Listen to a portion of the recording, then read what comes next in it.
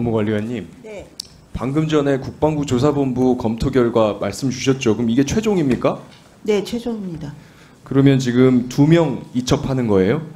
인지통보서 작성해서 경찰 이첩. 네, 2명 합니다. 이 2명이 대대장 2명입니까? 네, 맞습니다. 그러면 사단장은 빠집니까? 네, 빠졌습니다. 사단장은 왜 빼줍니까? 사단장은 관계자 4명에 포함돼서 그 원본 조사 기록에 있는 과실들은 정리돼서 넘어갈 예정입니다. 근데 이첩에서 왜 빼줘요? 인지된 상태에서 뺀 거지 이첩의 대상에서 뺀 것은 아닙니다. 이첩하면은 우리 규정 훈령 7조에서 인지통보서 작성하게 돼 있잖아요. 네. 근데 지금 2명만 작성하고 나머지는 작성 안 한다면서요.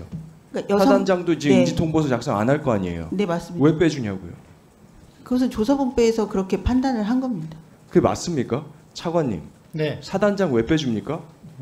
누굴 빼주고 빼고 할 문제는 아닌 것 같습니다. 근데 왜 빼줬죠? 지금 조사본부가 잘못한 겁니까? 그러면 조사본부의 판단을 존중할 수밖에 없는 거고요. 저로서는 차관님 지휘 대상 아닙니까?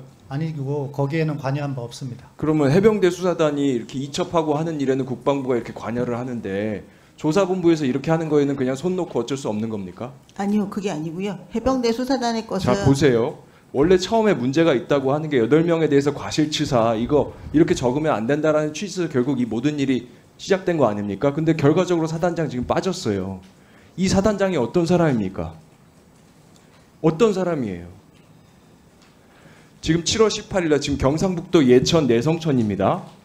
이 천이 우리 최상병이 세상을 떠난 7월 19일 바로 전날 7월 18일 날 유속이 얼마나 빨랐냐면요. 장갑차가 들어갔다가 5분 만에 나왔습니다. 차관님 알고 계시죠? 그 정도로 유속이 빨랐습니다. 사단장이 직접 가서 이거 봤습니다. 그리고요. 물이 너무 탁해가지고 실종자를 찾을 수가 없다고 했어요. 물이 탁해서 물속에 이 빠른 유속 속에 뭐가 들어있는지 알 수가 없었어요. 이게 아스팔트 덩이가 내려오는지 파이프가 내려오는지 농기구가 내려오는지 칼이 내려오는지 알 수가 없는 흙탕물이었다고요. 이게 얼마나 위험했으면 7월 19일 날 같은 날 최고의 구조 전문직이라고 하는 1919 대원들도 로프에 구명조끼, 안전장구 다 하고 무릎 높이 물까지만 들어갔다고요. 근데 여기다가 구명조끼, 안전장구는커녕 로프도 없고 반팔티, 빨간색 이것만 입고 흩어져서 들어가서 허리 깊이까지 수색하게 만든 사람이 이 사단장입니다. 그리고요.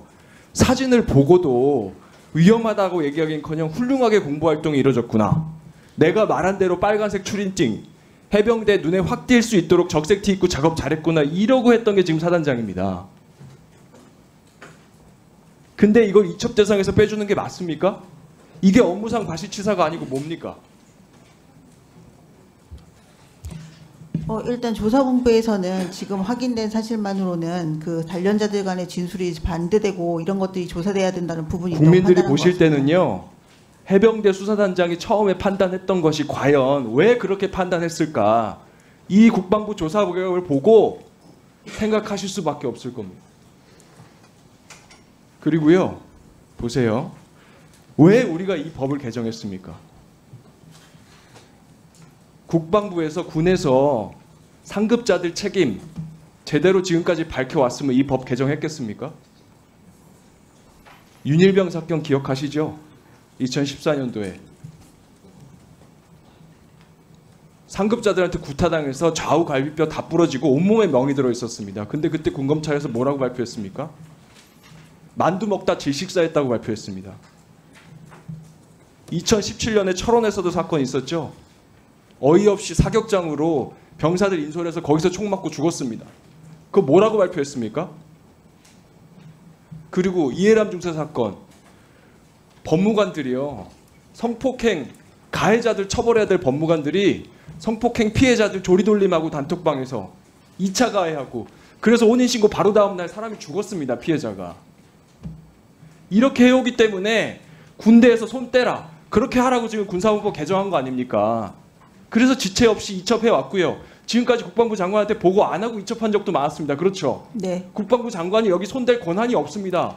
근데 무슨 이첩 보류 지시를 하고 이미 수사 기록, 사망 기록 다 넘어간 걸 어떻게 해서 다시 가져오란 말입니까? 권한도 없는데요.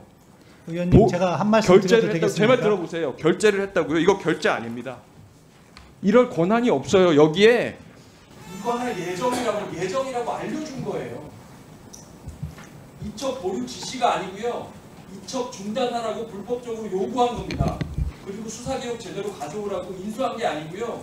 정당하게 넘어간 수사 기록을 빼돌리라고 지시한 겁니다. 이거 불법적인 짓입니다. 그거에 대한 책임을 끝까지 묻겠습니다. 의원님, 그 부분은 제가 답변 드리겠습니다.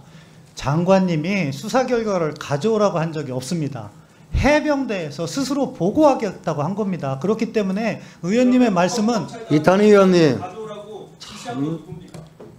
국방부 검찰단한테 누가 수사 기록을 가져오라고 합니까? 수사 기록이 국방부 이탈리아. 검찰단에서 판단한 거 가져오라고 지시 안 받고 갔습니까? 아니요. 이탄희 의원, 잠시만요. 답변하지 마세요. 조금 전에 제가 말씀을 드렸잖아요. 질의 시간이 끝났잖아요. 김영배 의원. 김영배 의원 계속 좀 끼어들지 마세요. 좀. 계속 좀 끼어들지 마세요. 지금. 간사를 통해서 김영배 의원 예의를 갖추세요. 아니요. 지금 이탄희 위원도 계속 지금 제가 조금 전에 당부를 드렸잖아요. 추가 질의 두 분을 하기로 했고 간사간 협의에 따라서 주질의 시간을 지켜달라고 그 합의 조건에 들어가 있어요. 아니요. 답변을 마지막으로 하는데 박범계 의원님 답변 완료 계속 질의를 하니까 그렇죠. 아니 됐습니다. 국방부 대변인이 전학규 대변인 네. 언론 브리핑 하신 내용이요. 네. 보고서를 이첩했을 경우에 경찰 수사에 영향을 미칠 수 있다는 판단하에 법무관리관이 건의를 하고 이걸 장관이 받아들였다. 이게 8월 7일 날 브리핑이고요. 8월 8일 날 법무에서 한 건의를 받아들여서 이러면 이런 우려가 있겠구나.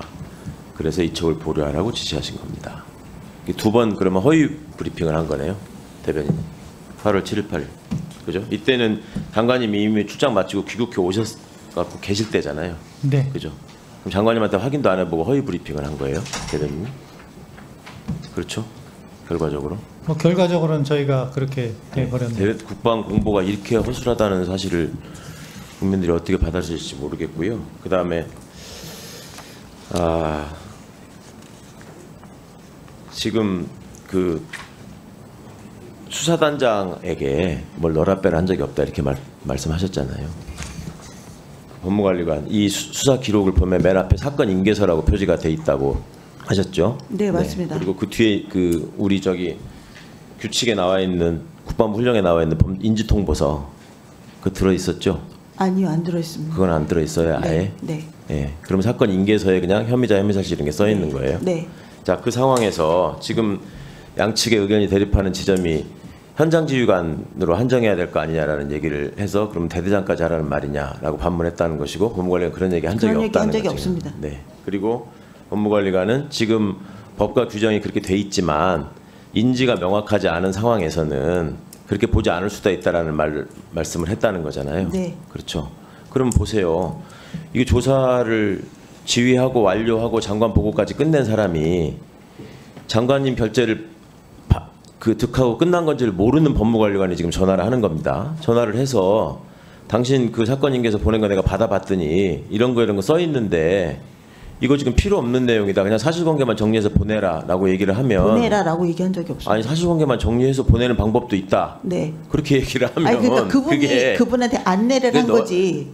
제가 뭘 안내를 법무관리관이 왜 그걸 안내를 합니까? 아니 장관님께서 그 취지를 설명해 주라고 하셨으니까 제가 전화를 하지. 제가 해병대 수사단장에게 왜 전화를 하겠습니까? 그러니까 장관께서 그거를 설명하라는 취지는 뭐겠어요? 결재한 사실은 얘기하지 않으시고 그 사실에 8명의 피의자가 있다는 건 알고 지시하신 거 아니에요? 그러면 장관의 지시사항은 그것이 그렇게 적히지 않아도 된다라는 거를 염두에 두고 말씀하신 거고 법무관리관은 그걸 인식을 못한 거고 수사단장은 알고 있는 거예요. 8명을 가지고 보고를 했기 때문에. 그러면 그걸 들으면 빼라는 얘기로 듣지 그걸 넣으라는 얘기로 듣습니까? 그냥 의견으로 듣습니까? 그거를 국방부 법무관리관에 첨전하는 건데. 감사합니다.